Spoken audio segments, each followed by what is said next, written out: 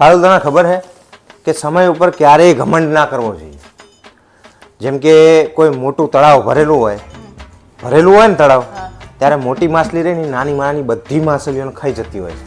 પણ જાણે એ જ તળાવ ખાલી થઈ જાય ને જાણે બધી નાની માછલીઓ ભેગી થઈને પછી ભાઈ મોટી માછલીને ખાઈ જતી હોય. હવે આનું હું બીજું ઉદાહરણ આપું. જેમ કે જાણે અમે તને જોવા આવ્યા ને, તમારામાં આખું ખાનદાન તને જોવા આવ્યું હતું, બરાબર? પછી હવે 21 વર્ષ લગ્ન થઈ ગયા ને, હવે તું એકલી જ અમારા આખા ખાનદાનને જોઈ લે. એટલે તમારો કહેવાનો મતલબ શું છે? તું એ માથા ભારે હી હું તમારા ખાનદાને હેરાન કરું એવું થયું ને? ના, સમય ઉપર કોઈ દાડો ઘમંડ ના કરવો જોઈએ. મને એવું હતું કે હું તને જોવા આવ્યો ને તો હું પાવર કરીશ, હું રાજ કરીશ ઘર ઉપર ને તારી જોડે બધા ઘરના કામ કરાવીશ. પણ થયું અવરું. હવે તું મારી જોડે બધા ઘરના કામ કરાવડાવે છે, કચરા પોતું વહાણ માળિયામ ચડવો પંખા સાફ કરવો આ તે.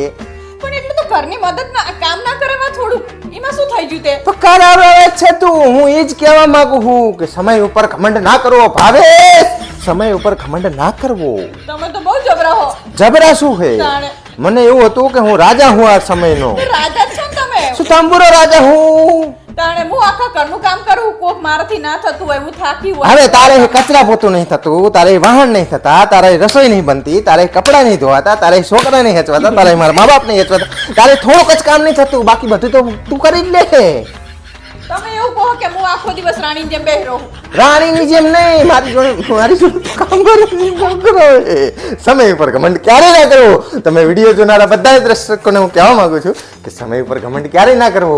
તમને એવું લાગતું હશે કે પરણીને તમે રાજા બનશો, પણ હકીકતમાં તમે ઘરના કામવાળા બનશો. ભાવેશ, શું વિચારો તમે? હું એવું વિચારું છું કે આજે ધંધો કરો છો ને એમાં કઈ હવે માલ રહ્યો નહીં, તો કઈક નવો ધંધો કરવો પડશે. હું કહું ની ધંધો કરો, લાખો ની કરોડો કમાશો તમે. એવો કયો ધંધો હોય? વિમાનને વન બનાવવાનો, કારણ કે ઈ હે ને અત્યાર સુધી કોઈ નહીં બનાવ્યો.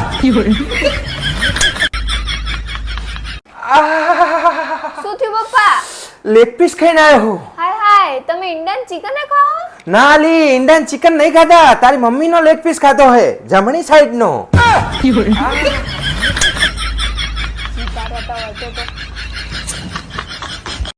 પારુચામાં આમ ઉદાસ બેઠી, કંઈક તો બોલ ભટી. તું આમ ઉદાસ રહે ને, મને ગમતું નહીં. હું તમને એક વાત કહીશ ને તો તમે ઉદાસ થઈ જશો. એવી તો શું વાત છે? તમારું ઓલું 1500 વાળું પેન્ટ હતું ને, હા. એ હું ઇસ્ત્રી કરતી હતી ને તે બરી ગયું. જોયું ને? તું ઉદાસ જ રે મારા બાપ. તું આવી રીતે છે ને નુકસાન જ કર ઘરમાં.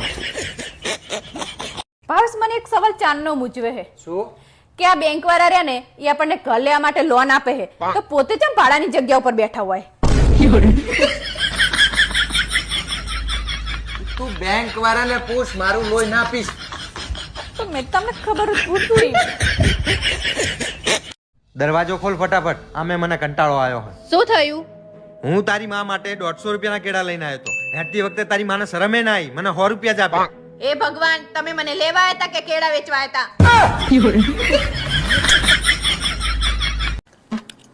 હે પારો, આપણે થાઈલેન્ડ ફરીને આયા પછી આપણું આખું ઘર ચકાચક હે. કને સાફ કરે? ઈ તો હે ને, હું આપણા ઘરની ચાવી હે ને મારા ભાઈને આપીને જઈ હતી, એટલે એને સાફ કરાવી નાખી બધું. તું બાપા ઘરેની તિજોરી જઈને ચેક કર, કારણ કે ઘરની હંગાથી તિજોરી સાફ કરીને ના જતો રહ્યો હોય. એટલે તમે કેવા શું માંગો છો? તારો ભાઈ ચોર તો હે. જય બચારા આખું ઘરનું કેટલું ધ્યાન રાખ્યું, સાફ કરાયું, કેટલું બધું કર્યું, તમે આવું કહો ને? હા, તારા ભાઈનો મને સેજે વિશ્વાસ નહીં આવતો. બચારો કરતો હશે ને તોય નહીં કરે તમારું આવું. મારું ઘર ભલે હજી હાડે રે, મારે કઈ આવું સાફ નહીં કરાવવું. પણ તમારે કરવાનું. તારો ભાઈ છે ને લોભ લાલચ વગર કઈ કરે એવો જ નહીં. હવે ગામમાં ગમે તેને પૂછી જો, તમારે કરવાનું હાઈ પછી. હા તે તો તું કામ વાળી રાખી લેજે, પણ તારા ભાઈને ના આપીશ તું આ બધું સાફ સફાઈ કરવાનું. તમે ભાઈ તું જઈને તિજોરી ચેક કર ને. તમને તો વિશ્વાસ જ નહીં આવતો મારા ભાઈ ઉપર. ના જ આવે ને, લઈ જો હી પાછા નહીં હાલતો, ગામના લોકોના બૂચ મારીને બેઠો, ગલ્લાવાળાના નામાં નહીં હાલતો.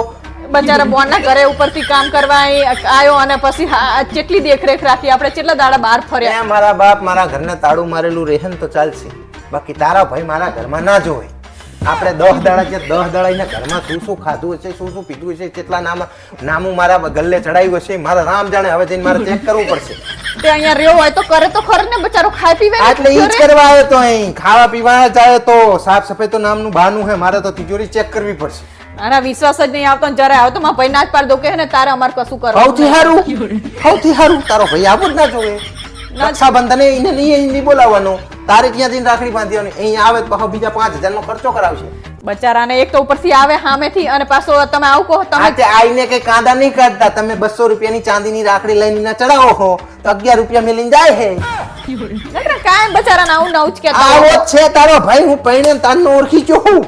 હવે તો મારે મોજડી ચોરી જો તો મોજડી કે મોજડી કે મોજડી મારી 500 રૂપિયા, મને કહા 5000 રૂપિયા. તારું ડાચું જોયું હોય 5000 રૂપિયા વાળી થાય તે હોય તો તિજોરી ચેક કરને મારા બાપ, મને તારા ભાઈ પર વિશ્વાસ નહીં આવતો. તમે જો મારે કઈ નહીં ચેક કરવી, મારા ભાઈ પર મને વિશ્વાસ આવે છે, કશું ના કરે. તમે જો સન્માન ઉપડો, હવે તો ચાવી જ નહીં આપીને બચારાને. મમ્મી તાર મા પપ્પા જોડે બાજવાનું થયું હે? હવે 2 દાડા થયા તોય હજી એમને બોલાવતી નહીં. તો તને શું લાગે એમને સજા મળી હે? તો તું નહીં બોલાવતી ને એટલે તો એમને મજા પડી જઈ હે.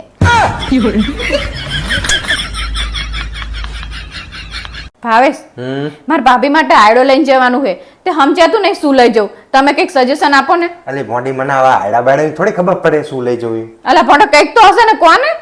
તાર ભાભી જેવી દેખાય. મારા ભાભી તો ગાય જેવી દેખાય. તો એક કામ કર, ખોળના 2 કોથળા લઈને જા.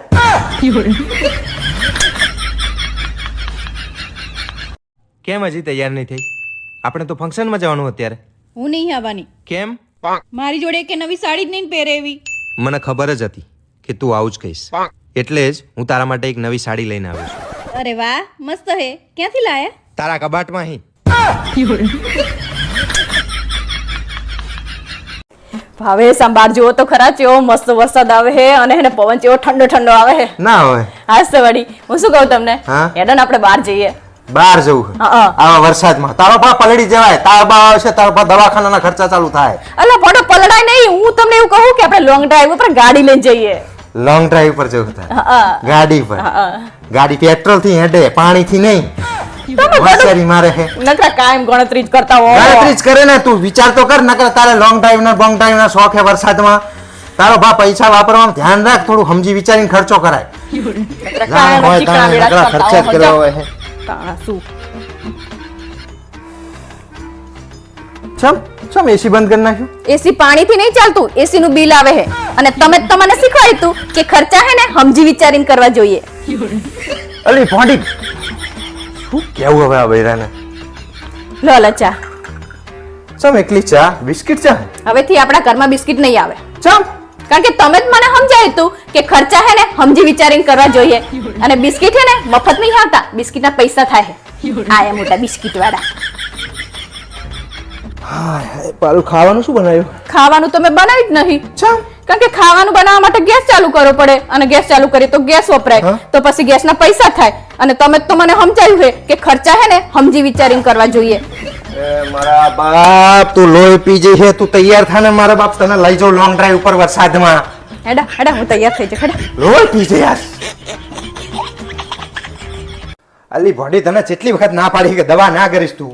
અલા પડો ગરવા દો ને, માથું દુખતું તું આખી રાત ઊંઘ નહીં આવી. પણ મેં તને સમજાવી હતી કે 1 થી 1000 સુધી ગણીશ એટલે ઊંઘ આવી જશે તને. એટલે ગણ્યા મેં 5 સુધી તો ગણ્યા હે ને, 5 સુધી ગણતી હતી ને તે મને બગા હાવા માંડ્યા. તે મેં ચા બનાવીને પીધી ને તાણે મેં 1000 પૂરા કર્યા.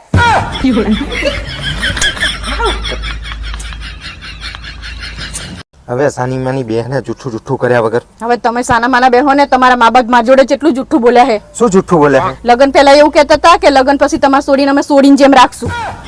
આ તે તારા બાપા કે હરિશ્ચંદ્ર નહીં, મારી જોડે ઈ જુઠ્ઠું બોલે છે. ગાય ગાય કઈ ખૂંટીઓ વરગાડ્યો મને.